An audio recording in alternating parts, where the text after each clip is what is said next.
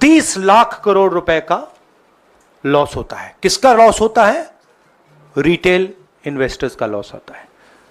तो ये जो आप देख रहे हैं, हिंदुस्तान की स्टॉक मार्केट की हिस्ट्री का सबसे बड़ा स्कैम है, और इसके बारे में हम कुछ सवाल पूछना चाहते हैं। नमस्कार, कैसे हैं आप? थोड़े शेल शॉक्ड लग रहे हो। ये कांग्रेस पार्टी ने क्या कर दिया, कैसे कर दिया?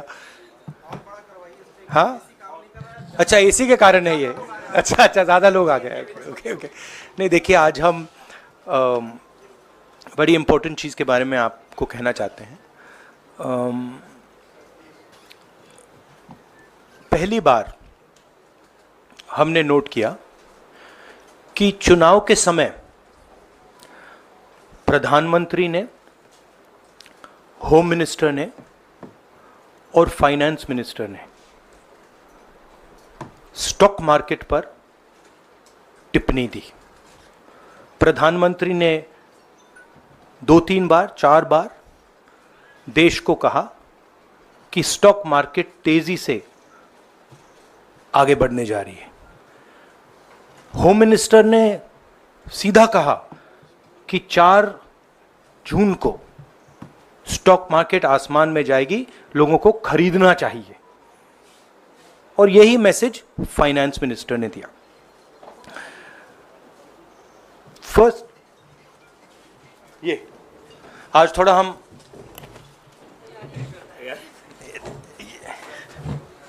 तो ये क्रोनोलॉजी है। अमित शाह कहते हैं बाय शेयर्स बिफोर 4 जून। 19 में नरेंद्र मोदी जी कहते हैं stock market will break records on June 4। फिर 28 मई को रिपीट करते हैं। 1 जून मीडिया झूठे एग्जिट पोल रिलीज करती है। बीजेपी का ऑफिशियल जो इंटरनल सर्वे था वो उनको 220 सीट दे रहा था। तो ये इंफॉर्मेशन बीजेपी के लीडर्स के पास था। इंटेलिजेंस एजेंसीज ने 200 और 220 के बीच में सरकार को बताया था कि उनकी सीट्स आ रही हैं। 3 जून को स्टॉक मार्केट सारे रिकॉर्ड तोड़ देता है और 4 जून को खटाक से स्टॉक मार्केट अंडरग्राउंड चला जाता है। अगला स्लाइड दिखाइए जरा। ये देखिए, 31 मई massive stock activity, more than double what was there on 30th, more than double what was there on 29, 28. ये अनोमली देखिए। ये कौन लोग हैं? ये वो लोग हैं जो जानते हैं कि कोई ना कोई घपला हो रहा है। हजारों करोड़ रुपए यहां पे इन्वेस्ट हुए हैं, फॉरेन इन्वेस्टर्स ने इन्वेस्ट किए हैं, और उसके बाद 30 लाख करोड़ रुपए का लॉस होता है। किसका लॉस होता है? रिटेल इन्वेस्टर्स का लॉस होता है। तो ये जो आप देख रहे हैं, हिंदुस्तान की स्टॉक मार्केट की हिस्ट्री का सबसे बड़ा स्कैम है, और इसके बारे में हम कुछ सवाल पूछना चाहते हैं। प्रधानमंत्री ने देश की जनता को इन्वेस्टमेंट एडवाइस क्यों दी, और 5 करोड़ परिवारों को जो इन्वेस्ट करते हैं उनको प्रधानमंत्री ने, होम मिनिस्टर ने स्टॉक खरीदने का आदेश क्यों दिया? दूसरा, दोनों इंटरव्यूज जो किए गए थे वो अदानी जी के जो चैनल्स हैं उनको दिए गए थे। उन पर सेबी का इन्वेस्टिगेशन हो रहा है, तो उन चैनल्स का क्या रोल है?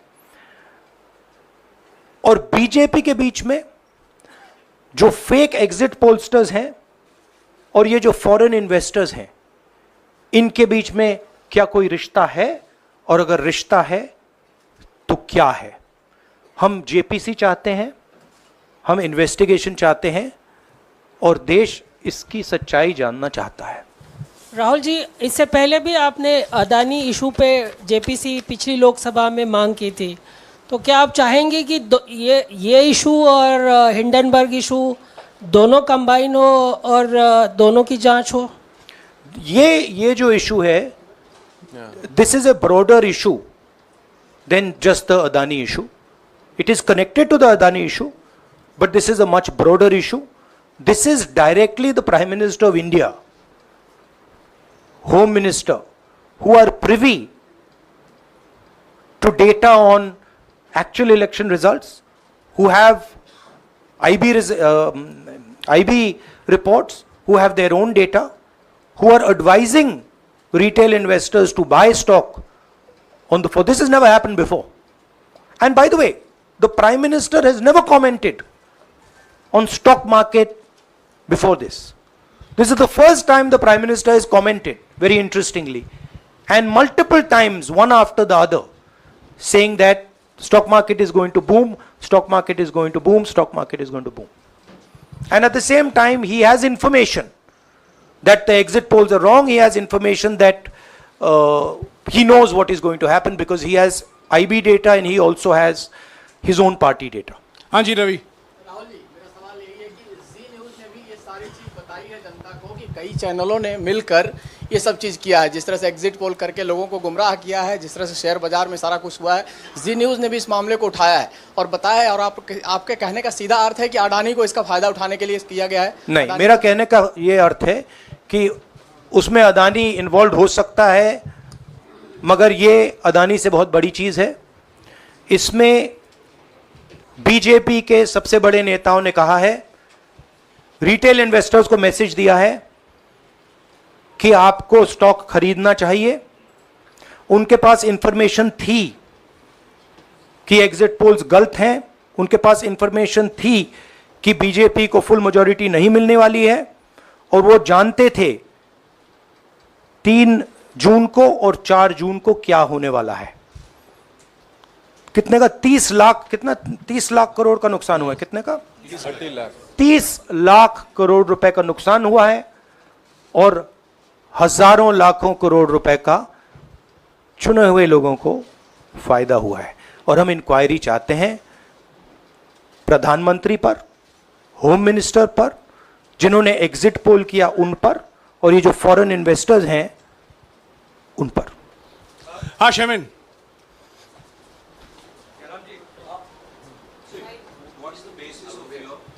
बहुत दूर है। 30 lakh crore loss of asset. How did you arrive at that figure? Do you want to explain? This is based on the value, market value of all the companies the day before the results came, and the market value of the stock market of all the companies at the end of the day on results. हाँ संजीव, एक minute Sanjeev. Rahul ji, you've talked about, are you alleging the involvement of the Prime Minister and the Home Minister? Yes. And whose money is it? Yes, Are you that, saying that it is what I their am money? saying. I am saying that people very high up in the BJP have carried out this scam. I am saying they had partners who carried out these exit polls. We would like to know if these exit polls were actually carried out, if people were actually sent out, and we'd also like to know the methodology of these polls. We'd like to understand who these investors are. We have some sense of who these investors are. So we are not just speaking out of the air. We are confident that if an investigation is done, interesting things will be revealed. And we think the Prime Minister and Home Minister are directly involved in this. हाँ सिद्धार्थ। जांच होनी चाहिए जिनके share बहुत up गए, जिनके सबसे ज़्यादा शेयर खरीदे गए और जिनके शेयर उसके बाद में बीच में बेचे भी गए, तो उन कंपनीज का भी को भी इस दायरे में आना चाहिए, आपको लगता है? हमारा कहना है कि यहाँ पे बड़ा क्लियर है कि स्कैम हुआ है। प्रधानमंत्री ने डायरेक्टली कहा है, होम मिनिस्टर ने डायरेक्टली कहा है, इंडिकेट किया है जनता को कि स्टॉक मार्केट ऊपर जाएगी। होम मिनिस्टर ने तो साफ कह दिया कि खरीदना चाहिए। और जब प्राइम मिनिस्टर और होम मिनिस्टर और फाइनेंस मिनिस्टर ऐसी बात करते हैं तो उसका रिएक्शन आता है, लोग उसको बिलीव करते हैं। तो बिल्कुल क्लियर है कि इन तीन लोगों ने कहा है। यह भी क्लियर है कि इनको मालूम था कि रिजल्ट 400 का नहीं है, 300 का भी नहीं है।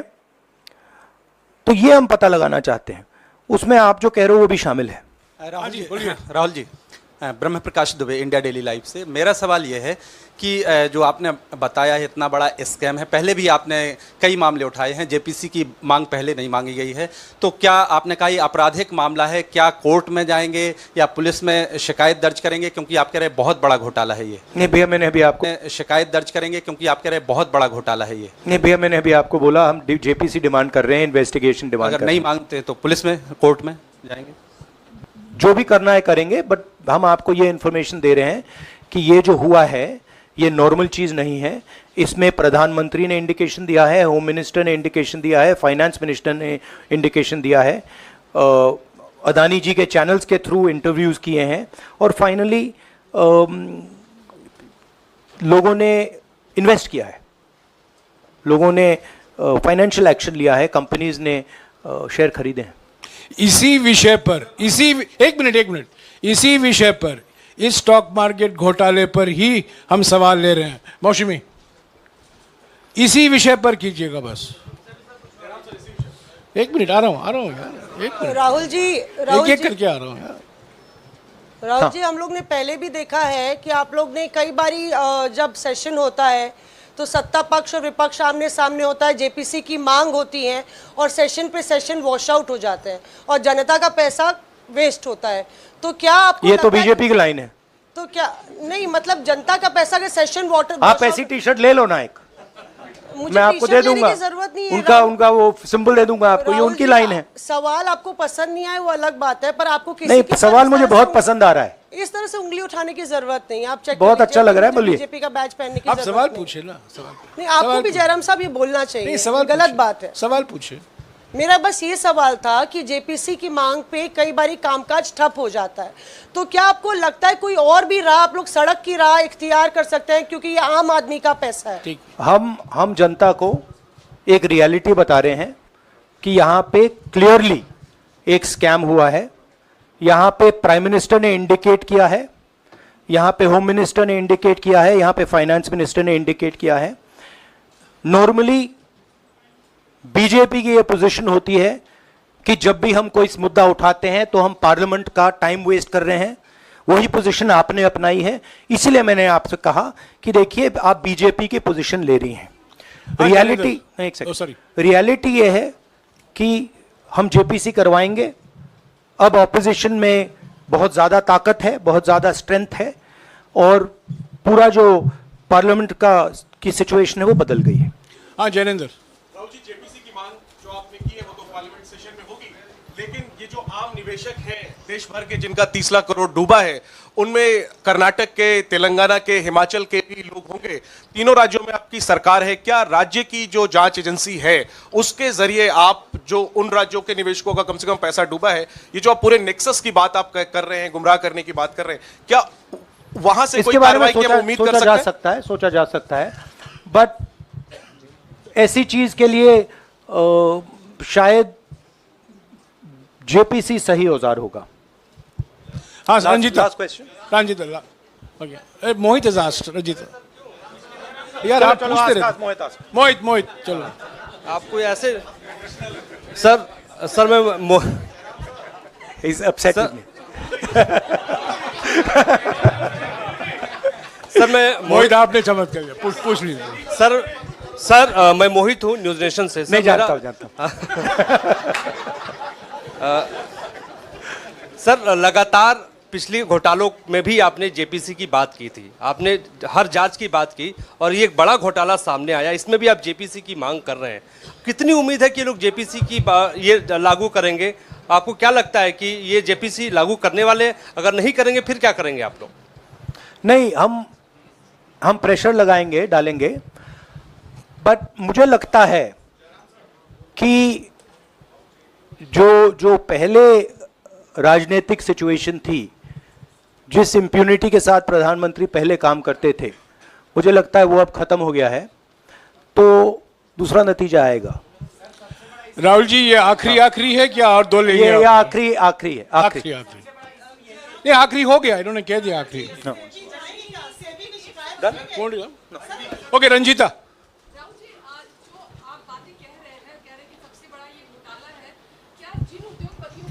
हमेशा लेते रहे हैं, चुनावी जो रैलियां रही हैं उसमें भी और उसके बाद भी, क्या आप कहना चाहते हैं कि सरकार ने मदद की है उन उद्योगपतियों को और अमीर बनाने में? नहीं, मैं कह रहा हूं, मैं सिर्फ सरकार की बात नहीं कर रहा हूं, मैं दो इंडिविजुअल्स की बात कर रहा हूं। प्रधानमंत्री ने और हिंदुस्तान के सब रिटेल इन्वेस्टर्स जिनको नुकसान हुआ है, मैं आपसे बोल रहा हूं, आपको यह बात समझ आ जाएगी।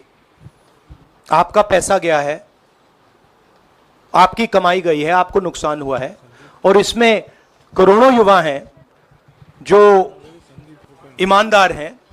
तो नरेंद्र मोदी जी ने, अमित शाह जी ने आपको मैसेज दिया कि 4 तारीख को स्टॉक मार्केट आसमान छुएगी, और आपने उन पर भरोसा किया। मगर सच्चाई यह थी कि नरेंद्र मोदी को मालूम था कि 4 जून को स्टॉक मार्केट आसमान नहीं छुएगी। 4 जून को स्टॉक मार्केट का जबरदस्त नुकसान होने जा रहा है, क्योंकि उनके पास इंटेलिजेंस की रिपोर्ट थी और बीजेपी का जो इंटरनल असेसमेंट था 220 सीट का, वो उनके हाथ में था। तो मेरा यह सवाल है, और मैं आपसे इन्वेस्टर से कहना चाहता हूं कि आपको जो चोट पहुंची है, जो आपको दर्द हुआ है, वो चोट नरेंद्र मोदी जी और अमित शाह के बयान ने आपको पहुंचाई है। और हजारों करोड़ रुपए